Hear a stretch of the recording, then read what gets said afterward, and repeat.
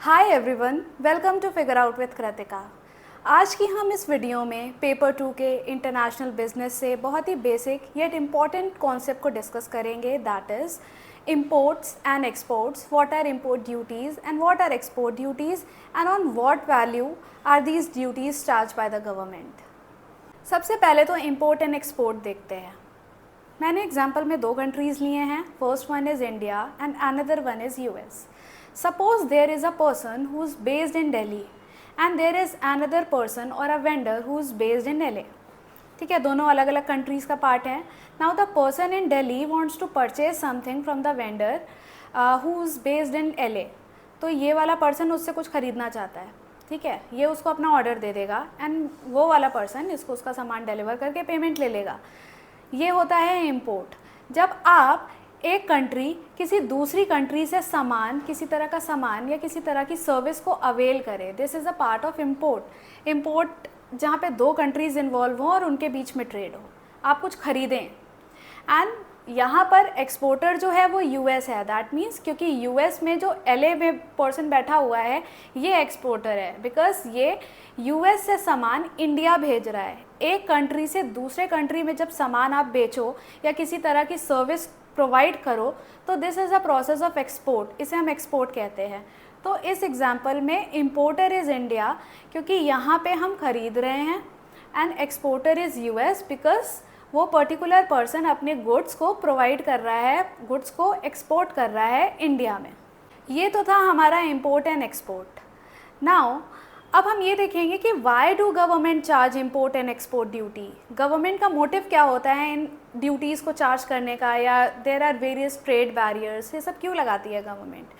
अगर हम इम्पोर्ट के पर्सपेक्टिव से देखें तो जो कंट्री है, कोई जैसे इंडिया है, इंडिया में ये ट्रेडर बैठ के बाहर से सामान मंगवा रहा था, तो यहाँ पे एक अपॉर्चुनिटी मिस हुई। जो लोकल वेंडर्स थे या जो लोकल शॉपकीपर्स थे, बिजनेस हाउसेस थे, उनके लिए एक अपॉर्चुनिटी मिस हो गई। वो अपना सामान बेच सकते थे, लेकिन सिंस इस वाले पर्सन ने बाहर ऑर्डर लगा दिया तो वो अपना सामान नहीं बेच पाए।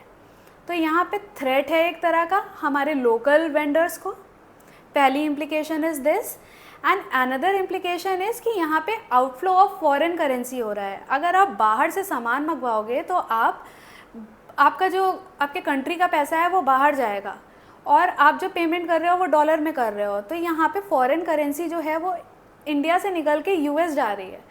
और जितना ज़्यादा हम इंपोर्ट करेंगे उतना ज़्यादा आउटफ्लो ऑफ करेंसी होगा, जो आगे जाके हमारे जो बैलेंस ऑफ पेमेंट होता है उसके बैलेंस को नेगेटिव दिखा देता है। तो ये कुछ इम्प्लीकेशंस हैं इंपोर्ट की। तो इन चीज़ को सॉर्ट करने के लिए गवर्नमेंट वांट्स कि लोग कम से कम इंपोर्ट करें, हमारा कंट्री बाहर से कम सामान मंगवाए, हम जो हमारे लोकल प्रोडक्ट्स हैं या जो लोकल सर्विसेज हैं उस पर ज़्यादा रिलाई करें। अपने रिसोर्सेज को यूज़ करके हम ऐसे गुड्स एंड सर्विसेज बनाएं ताकि हम उन पे रिलाई करें rather than purchasing from some another country. So these are some of the reasons why government imposes import duty and other trade barriers on import. अब एक्सपोर्ट की बात कर लेते हैं, एक्सपोर्ट्स का पर्सपेक्टिव देख लेते हैं। यूएस का एग्जांपल लेते हैं। ये जो वेंडर था जो एलए में बेस्ड था, वो अपने प्रोडक्ट्स को यूएस में भी बेच सकता था, बट उसने इंडिया में दिल्ली वाले पर्सन को बेचे। तो यूएस गवर्नमेंट ने कहा कि ठीक है, you are like broadening your perspective of the business, या आप अपने बिजनेस को फैला रहे हो, अच्छा है कि आप बाहर से फॉरेन करेंसी लेके आ रहे हो, बट आप जो भी पेमेंट ला रहे हो ना, हमें भी उसका कुछ पार्ट चाहिए। ऐसा नहीं चलेगा कि आपने सामान बनाया और बाहर बेच दिया, बिकॉज आप उसी प्रोडक्ट को हमारे कंट्री में भी बेच सकते थे, but still we are encouraging you to अपने बिजनेस को फैलाओ। तो यहाँ गवर्नमेंट ने कहा कि तुम जो भी पेमेंट बाहर से लेके आओगे उसका कुछ पोर्शन हमें दे देना in the form of export duty. तो एक्सपोर्ट ड्यूटी इसलिए लगाई जाती है कि आप बाहर से कुछ पेमेंट लेके आ रहे हो तो उसका कुछ पार्ट गवर्नमेंट का भी बनता है एज अ टैक्स। आप एज अ टैक्स समझ लो या एज अ एक्सटर्नल एक्सपेंस समझ लो, जो आपको गवर्नमेंट को देना है, जो भी आपको पेमेंट रिसीव हुई है। जैसे कि हमने एक्सपोर्ट और इंपोर्ट को समझ लिया है और ये भी देख लिया है कि import duty and export duty क्यों लगाई जाती है, अब हम देखेंगे कि ये दोनों ड्यूटीज़ किस पर्टिकुलर वैल्यू पे लगाई जाती हैं। कुछ तो होगा, अगर उसने 100 रुपये का सामान ख़रीदा है तो क्या 100 रुपये पे ही लगेगी एक्सपोर्ट ड्यूटी, या इंडिया में जब वो आ जाएगा तो क्या 100 रुपये पे ही इंपोर्ट ड्यूटी चार्ज होगी। अब हमें ये देखना है कि किस वैल्यू पर इंपोर्ट ड्यूटी या एक्सपोर्ट ड्यूटी चार्ज की जाती है, because there is a fix percentage कि आप जो भी सामान मंगवा रहे हो उसका 2% या 5% हमको दे देना, तो वो 5% किस वैल्यू पे लगेगा ये भी तो पता होना चाहिए। तो उसके लिए हमें दो कॉन्सेप्ट्स को पढ़ना है, CIF एंड FOB वैल्यू। ये दो वैल्यूज़ होती हैं और इनको समझेंगे तो हमें पता चलेगा कि इंपोर्ट और एक्सपोर्ट ड्यूटी किस किस वैल्यू पर लेवी की जाती हैं। हम सेम एग्जांपल से समझते हैं CIF एंड FOB वैल्यू को। तो मेरे एग्जांपल में था कि इंडिया में दिल्ली में एक पर्सन बैठा है and he wants to purchase some goods from the person who is based in LA, US में। तो जो इसने अपना प्रोडक्ट ऑर्डर किया, अपने गुड्स ऑर्डर किए, उसकी वैल्यू 100 रुपये की थी। सामान LA वाले को दिल्ली वाले को देना था एंड दिल्ली वाले पर्सन को 100 रुपये का पेमेंट करना था। नाउ LA वाला जो पर्सन है वो इंडिया कैसे सामान पहुंचाएगा? या तो वाया एयर रूट पहुंचाएगा या तो वाया सी रूट पहुंचाएगा, किसी ना किसी वे से पहुंचाएगा। अब LA वाले को सबसे पहले ये सामान US के पोर्ट तक पहुंचाना है, जहाँ से सारी चीज़ें एक्सपोर्ट होती हैं, जहाँ से सारी चीज़ें एक कैरेज में चढ़ा दी जाती हैं एंड वहाँ से फिर एक्सपोर्ट होती हैं। तो सबसे पहले LA वाले पर्सन ने US के पोर्ट पर ये सामान पहुँचाया। अब सामान पहुँचाने में कुछ कॉस्ट आई होगी, लाइक ट्रांसपोर्टेशन कॉस्ट में भी, ट्रक से पहुँचाया हो या वाया एयर ही पहुँचाया हो, किसी रूट से पहुँचाया होगा। तो सपोज़ 10 रुपये लगे उसे पोर्ट तक पहुँचाने में। अब जो चीज़ 100 रुपये की थी वो 110 की हो चुकी है। अब US पोर्ट पर सामान आया तो US के कस्टम वाले भागते भागते आए कि भाई सामान बाहर भेज रहे हो, हमें भी तो कुछ दे दो, कस्टम ड्यूटी होती है ना जब आप कुछ एक्सपोर्ट करते हो या इंपोर्ट करते हो, सामान इधर उधर करते हो एक कंट्री से दूसरे कंट्री, तो कस्टम वाले चेक करते हैं ना आपका सामान कि आप क्या भेज रहे हो, तो उनको भी कुछ चाहिए होता है। तो वो भागते भागते आए, उन्होंने कहा हमें भी लाओ, आप सामान भेज रहे हो बाहर। तो कस्टम वाले 10 रुपये ले गए सपोज़। नाउ जो सामान 100 रुपये का था अब वो 120 का हो चुका है और US के पोर्ट पे पड़ा है। अभी वो फ़्लाइट में या फिर शिप पे नहीं चढ़ा है और उसकी वैल्यू 120 हो चुकी है। जो ये 120 वैल्यू है, जो 120 है, इसको हम बोलते हैं FOB वैल्यू। FOB वैल्यू का फुल फॉर्म होता है फ्री ऑन बोर्ड। मतलब ये बोर्ड पर पड़ी हुई है और अभी इसको एक्सपोर्ट करना है। तो FOB वैल्यू जो होती है उसके ऊपर हमारी एक्सपोर्ट ड्यूटी चार्ज की जाती है, जो एक्सपोर्ट कंट्री करता है। तो यहाँ जो US की गवर्नमेंट है वो 120 रुपये पे अपनी एक्सपोर्ट ड्यूटी चार्ज करेगी। सपोज़ 10% चार्ज कर रही है तो वो 10% वेंडर से ले लेगी इसका कि अच्छा भैया बाहर सामान भेज रहे हो ना, पेमेंट लाओ, in the form of export duty. तो ये होती है एक्सपोर्ट ड्यूटी, हमने समझ लिया। एक्सपोर्ट ड्यूटी हमेशा FOB वैल्यू पे चार्ज की जाती है, that means free on board. Now अब पोर्ट पे तो पहुंच गया है सामान, अब हमें इंडिया भेजना है। इंडिया के पोर्ट पर आएगा, ऐसा तो होगा नहीं कि यहाँ से ही अपना प्लेन उड़ाएंगे और सीधा दिल्ली उतरेगा आके, ऐसा नहीं होगा।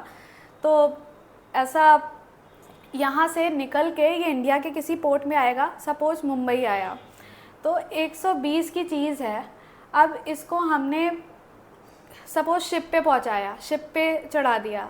अब शिप के कुछ चार्जेस होंगे जिसको हम फ्रेट मान सकते हैं, मतलब सामान को इधर उधर ले जाने के लिए जो भी चार्जेस लगें वो, प्लस हम सामान को इंश्योर कराएंगे। ऐसा मतलब ऐसा हो सकता है ना कि डैमेज हो जाए, किसी तरह का लॉस हो जाए, किसी तरह की मिस हैपनिंग हो जाए सामान के साथ, तो कुछ इंश्योरेंस भी आप रखोगे। ना सपोज़ 10 रुपये का फ्रेट था, 10 रुपये की इंश्योरेंस थी, तो जो आपका सामान 120 का था बोर्ड पे जब पड़ा था वो, अब वो 140 का हो चुका है। मुंबई पहुँचते पहुँचते उसकी वैल्यू हो गई 140 की। अब जैसे ही वो मुंबई आया, इंडिया के ऑफिशियल्स पहुँचे, हमारे गवर्नमेंट के ऑफिशियल्स पहुँचे, चलो भाई बाहर से सामान आया है ना, अब इस पे इंपोर्ट ड्यूटी चार्ज करते हैं। वो आ गए भागते हुए, उन्होंने कहा कि ठीक है अब हमें इस पे इंपोर्ट ड्यूटी चाहिए, सिंस आपने बाहर से सामान मंगवाया है।